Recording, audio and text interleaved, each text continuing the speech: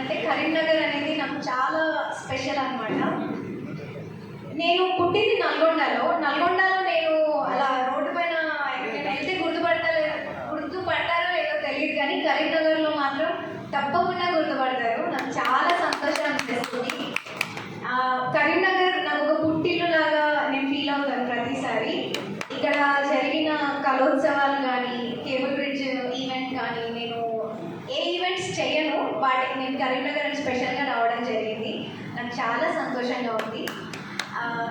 Coming to ఈ event, అన్నిటికన్నా ముందు రవిచందర్ అంకుల్ నాకు ప్రోగ్రామ్కి రమ్మని ఆయన ఎప్పుడు చెప్పినా, ఒక చిన్న ఇన్ఫర్మేషన్ ఇచ్చినా నేను నో చెప్పను, మ్యాక్స్ నో చెప్పను.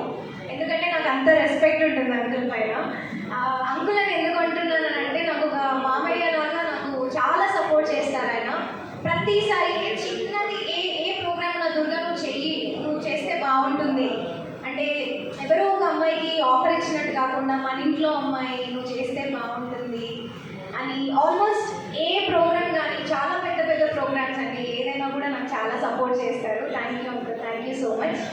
అండ్ కరీంనగర్ ఫిల్మ్ సొసైటీ, ఎంతోమంది మీ కరీంనగర్లోనే చాలామంది కళాకారులు ఉన్నారు, ఇక్కడ నుంచి స్టార్ట్ అయ్యారు. కరీంనగర్ అంటేనే మొత్తం ఆర్టిస్ట్ కానీ ప్రతి దాంట్లో ప్రతి రంగంలో ఉన్న వాళ్ళందరూ కరీంనగర్ నుంచే ఉంటారు.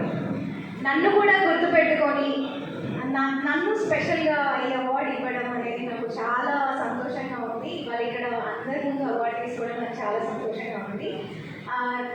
రవిచంద్ర అంకుల్ గారికి అండ్ లక్ష్మీ గౌతమ్ గారికి థ్యాంక్స్ చెప్పుకుంటున్నాను నేను.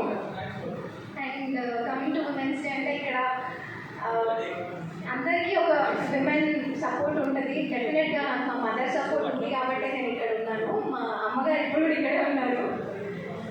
చిన్నప్పటి నుంచి ఏ ప్రోగ్రామ్ అయినా, ఇప్పుడు షూట్స్ కంటే ఏమో కానీ, ఈవెన్ చిన్న ఇట్లా ప్రోగ్రామ్ ఉంది, ఒక 2 hours ప్రోగ్రామ్ అన్న కూడా నాతో ఉంటారు. తప్పకుండా మా అమ్మ సపోర్ట్తో పాటు మా అమ్మకి మా నాన్న సపోర్ట్ ఉంటుంది కాబట్టి వాళ్ళను ఇంత సపోర్ట్ చేశారు. అండ్ నేను చాలా థ్యాంక్ఫుల్గా ఫీల్ అవుతున్నాను అలాంటి పేరెంట్స్ ఉన్నందుకు. అండ్ థ్యాంక్ యూ అండి, థ్యాంక్ యూ సో మచ్.